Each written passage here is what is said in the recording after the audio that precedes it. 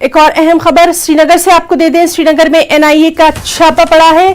बरजुला श्रीनगर में ये छापेमारी की गई है। सूत्रों के हवाले से ये बड़ी खबर आपको दे रहे हैं। एडवोकेट मियां कयूम के घर पर ये छापेमारी की गई है। तो NIA की बड़ी कार्रवाई श्रीनगर से, जहां बरजुला इलाके में NIA ने छापेमारी की है और सूत्रों के हवाले से हम ये खबर आपको दे रहे हैं। और इसके मुताबिक एडवोकेट मियां कयूम के घर पर यह छापेमारी की गई है। तो श्रीनगर से अहम खबर, जहां NIA का छापा पड़ा है। बरजुला इलाके में छापेमारी की गई है।